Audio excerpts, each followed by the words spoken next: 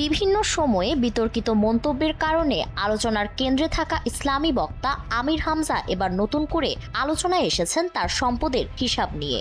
আসন্ন জাতীয় সংসদ নির্বাচনকে সামনে রেখে নির্বাচন কমিশনে দাখিল করা হলফনামায় তার আয় ও সম্পদের যে তথ্য উঠে এসেছে তার নতুন করে রাজনৈতিক অঙ্গনে কৌতূহল তৈরি করেছে। কুষ্টিয়া ৩ আসনে বাংলাদেশ জামাতে ইসলামী মনোনীত প্রার্থী হিসেবে প্রতিদ্বন্দ্বিতা করছেন আমির হামজা। নির্বাচন কমিশনে জমা দেওয়া হলফনামায় তিনি নিজের পেশা উল্লেখ করেছেন কৃষি, তবে একই সঙ্গে ব্যবসাকেও আয়ের উৎস হিসেবে দেখানো হয়েছে। হলফনামা অনুযায়ী কৃষি ও ব্যবসা এই দুই খাত মিলিয়ে তিনি মাসিক গড়ে প্রায় ৭৬,০০০ টাকা আয় করেন। বার্ষিক হিসেবে তার মোট আয় দাঁড়িয়েছে ৯,১৬,৪০০ টাকা। এর মধ্যে কৃষি খাত থেকে তার আয় ৫৫,০০০ টাকা এবং ব্যবসা থেকে আয় দেখানো হয়েছে ৮,৬১,৪০০ টাকা।